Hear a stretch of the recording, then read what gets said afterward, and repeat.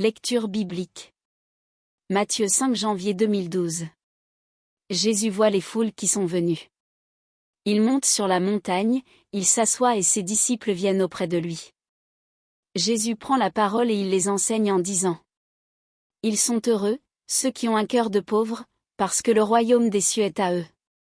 Ils sont heureux, ceux qui pleurent, parce que Dieu les consolera. Ils sont heureux, ceux qui sont doux, parce qu'ils recevront la terre comme un don de Dieu. Ils sont heureux, ceux qui ont faim et soif d'obéir à Dieu, parce qu'ils seront satisfaits. Ils sont heureux, ceux qui sont bons pour les autres, parce que Dieu sera bon pour eux. Ils sont heureux, ceux qui ont le cœur pur, parce qu'ils verront Dieu. Ils sont heureux, ceux qui font la paix autour d'eux, parce que Dieu les appellera ses fils. Ils sont heureux, ceux qu'on fait souffrir parce qu'ils obéissent à Dieu. Oui, le royaume des cieux est à eux. Vous êtes heureux quand on vous insulte, quand on vous fait souffrir, quand on dit contre vous toutes sortes de mauvaises paroles et de mensonges à cause de moi. Soyez dans la joie, soyez heureux, parce que Dieu vous prépare une grande récompense. En effet, c'est ainsi qu'on a fait souffrir les prophètes qui ont vécu avant vous. Prions ensemble. Ô Dieu, notre Père, toi qui as créé la lumière pour éclairer les ténèbres, je te remercie de m'avoir éveillé pour contempler la lumière de ce jour nouveau. Accorde-moi de ne gaspiller aucune de ces heures, de ne salir aucun de ces instants, de ne négliger aucune de ces promesses et de n'échouer dans aucune de ces obligations.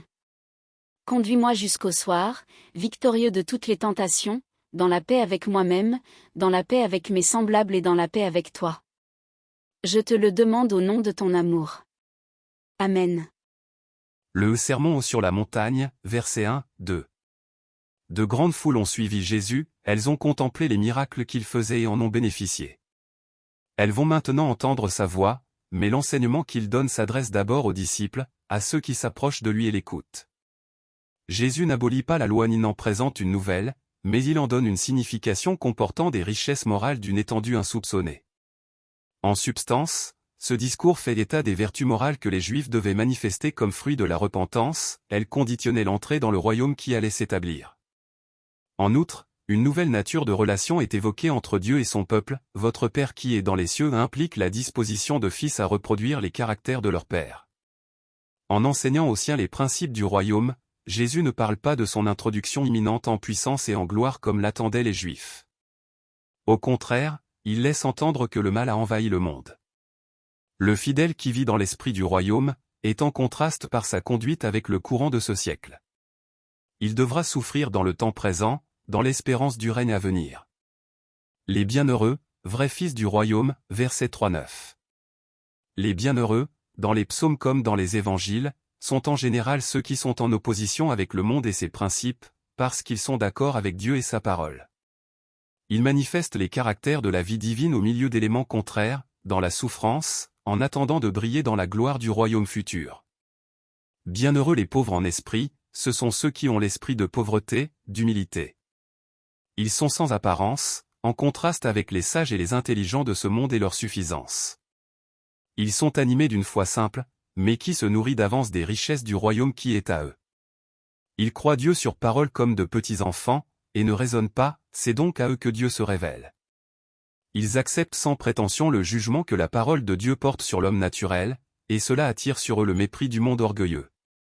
Peu importe, ils sont bienheureux, ils ont la bonne part dans le royaume. Bienheureux ceux qui mènent deuil, ils s'affligent de la méchanceté de ce monde, sans se lasser pourtant d'y exercer la bonté et la miséricorde. Le disciple de Christ ne peut que mener deuil ici-bas, car ce monde a crucifié son maître, cette terre est pour lui le tombeau de Jésus. Le monde s'est organisé comme si Jésus-Christ n'existait plus. Le croyant souffre et pleure, mais son Dieu le console et l'introduira bientôt dans le lieu de la consolation éternelle. 2 Corinthiens 1:3, 2 Thessaloniciens 2:16. Bienheureux les débonnaires, doux, le débonnaire est caractérisé par sa douceur, sa patience, son humilité. Tel a été Jésus sur la terre, tel il apparaîtra en entrant dans son royaume, il introduira dans son héritage ceux qui sont à son image, les débonnaires posséderont le pays. Psaume 37:11. Dans le temps présent, les croyants doivent être connus pour leur douceur, et les croyantes trouvent leur parure dans un esprit doux et paisible. Philippiens 4:5, 1 Pierre 3. 4.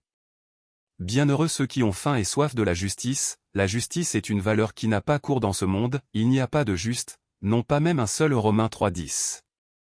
La justice est une vertu divine par excellence, elle a cours dans le royaume de Dieu et doit caractériser ceux qui y sont entrés.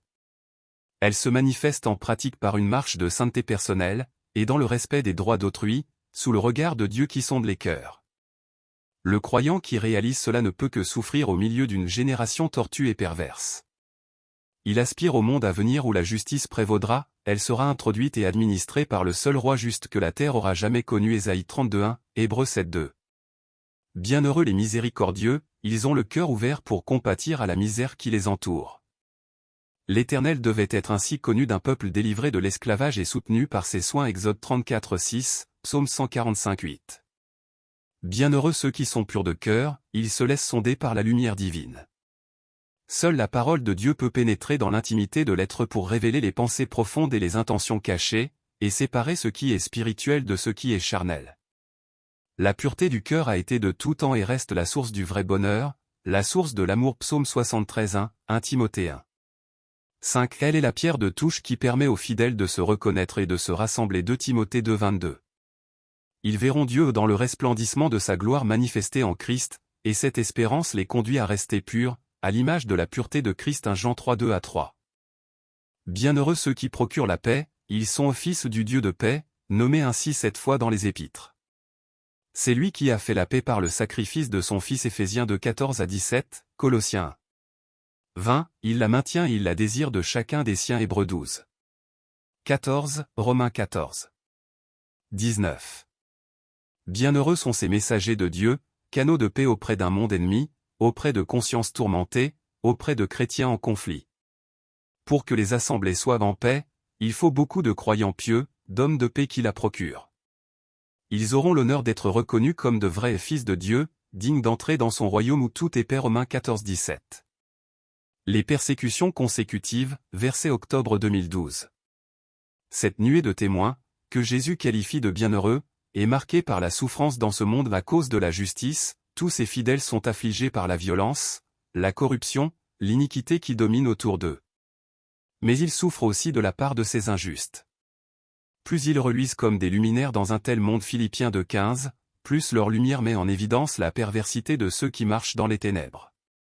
Cela ne peut qu'attirer l'animosité, le mépris, et même la haine de ceux-ci.